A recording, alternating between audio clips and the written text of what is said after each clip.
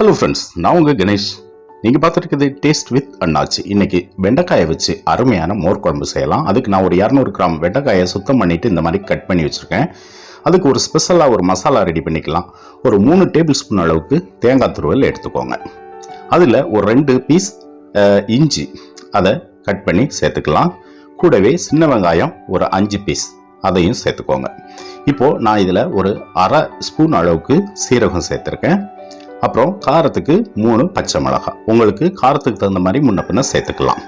Okay, இதை ஒரு பேஸ்ட்டாக நம்ம ரெடி பண்ணி அரைச்சி எடுத்துக்கலாம். இப்போ நான் அதை பேஸ்ட் பண்ணி எடுத்து வச்சுக்கிட்டேன்.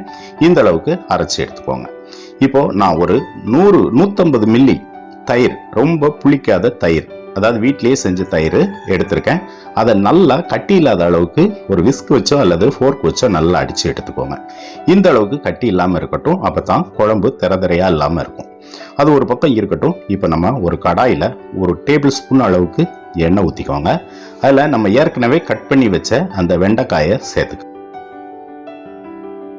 வெண்டைக்காயை சேர்த்துட்டு நம்ம வதக்க ஆரம்பிச்சிடலாம். இந்த வெண்டைக்காய் நல்லா கிட்டத்தட்ட ஒரு 90% வதங்கி வரணும். ஒரு முறை நல்லா கலந்து விட்டுட்டு இந்த வெண்டைக்காய்க்கு தேவையான அளவு மட்டும் உப்பு சேர்த்துக்கோங்க. உப்பு சேர்த்துட்டு திரும்பவும் நல்லா ஒரு 3-4 நிமிஷத்துக்கு மீடியம் ஃப்ளேம் வச்சு நல்லா வதக்கி விடுங்க. ஏன்னா மோரில் போட்டதுக்கப்புறம் அது வேக போகிறது கிடையாது. அதனால் இப்போவே அதை 90% அளவுக்கு நல்லா வேக வச்சு நம்ம வதக்கி எடுத்துடலாம். இப்போது நல்லா பார்த்தாலே தெரியும், நல்லா சுண்டி வதங்கி வந்துடுச்சு. அதை வேற ஒரு பவுலில் எடுத்து வச்சுக்கலாம்.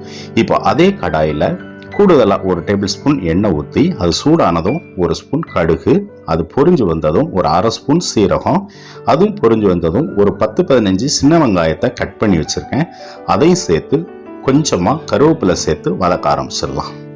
வெங்காயம் ஓரளவுக்கு வதங்கினா போதும், நல்லா கருகி வரணும்னு அவசியம் இல்லை. இந்த அளவுக்கு வதங்கினதுக்கப்புறம் நாம் இதில் ஏற்கனவே நம்ம அரைச்சி வச்ச அந்த தேங்காய், சீரகம், பச்சை மிளகாய் சேர்த்து அரைச்சோம்ல, அதை இதில் சேர்த்துக்கலாம். சேர்த்துட்டு கொஞ்சமாக தண்ணியும் சேர்த்துக்கோங்க. சேர்த்துட்டு இதை ஒரு முறை நல்லா கலந்து விடுங்க. இதில் உள்ள பச்சை வாசனை, ஏன்னா இஞ்சி பச்சை மிளகாலாம் போட்டிருக்கிறதுனால இதோட பச்சை வாசனைலாம் நல்லா போகணும். அந்த அளவுக்கு இதை வதக்கி விடணும். ஒரு முறை கலந்து விட்டுட்டு கொஞ்சமாக மஞ்சள் பொடி சேர்த்துக்கோங்க. அதே மாதிரி இந்த டிஷ்ஷுக்கு தேவையான உப்பு சேர்த்துக்கோங்க. கொஞ்சமாக காயப்பொடி அல்லது காயம் எதுனாலும் சேர்த்துக்கோங்க. சேர்த்துட்டு நம்ம இதை நல்லா கலந்து விடணும். மீடியம் ஃப்ளேம் வச்சு பொறுமையாக ஒரு 2-3 நிமிஷத்துக்கு இதை நல்லா கலந்து விடணும். இப்போ ஓரளவுக்கு அதோட பச்சை வாசல்லாம் போயிடுச்சு. இந்த டைமில் நம்ம அந்த வதக்கி வச்ச வெண்டைக்காயை இதில் சேர்த்துக்கலாம்.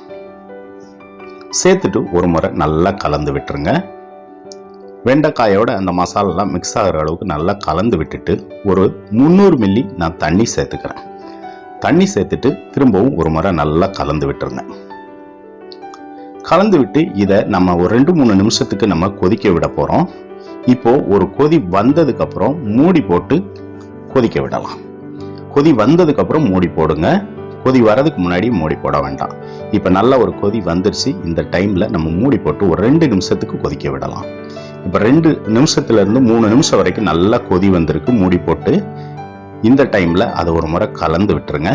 கலந்து விட்டுட்டு இந்த டைமில் நம்ம கலந்து வச்ச, அதாவது அடித்து வச்ச தயிரை சேர்த்துக்கலாம். ஃப்ளேம் இப்போது சிம்மில் போட்டுருங்க. ஃபுல்லாக தீயை குறைச்சிருங்க. லோ ஃப்ளேமில் வச்சுட்டு தயிர் ஊற்றுனதுக்கப்புறம் ஒரு முறை நல்லா கலந்து விட்டுருங்க. இப்போ அந்த சிம்மிலேயே லைட்டாக கொதி வரும். அந்த அளவுக்கு பார்த்தாலும் தெரியும். லைட்டாக கொதி வந்த உடனே நீங்கள் ஆஃப் பண்ணிடுங்க. இதுக்கு மேலே கொதி விட்டிங்கன்னா தயிரெல்லாம் திரதிரையாக வந்துடும். அவ்வளோதாங்க. இந்த அளவுக்கு அதோட கன்சிஸ்டன்சி இருந்தால் தான் நல்லாவும் இருக்கும். ரொம்ப திக்காக இருந்தாலும் நல்லா இருக்காது. அதனால் இந்த அளவுக்கு கன்சிஸ்டன்சி இருக்கட்டும். இப்போ நம்மளுக்கு அருமையான சூப்பரான மோர் குழம்பு தயாராகிடுச்சு. ரொம்ப சிம்பிளாக இந்த டிஷ்ஷை செய்ய முடியும். கண்டிப்பாக செஞ்சு பார்த்துட்டு உங்களோட கருத்துக்களை கமெண்ட் பாக்ஸில் சொல்லுங்கள். நான் வேற ஒரு வீடியோவில் திரும்பவும் உங்களை சந்திக்கிறேன். ஓகே ஃப்ரெண்ட்ஸ், பாய்.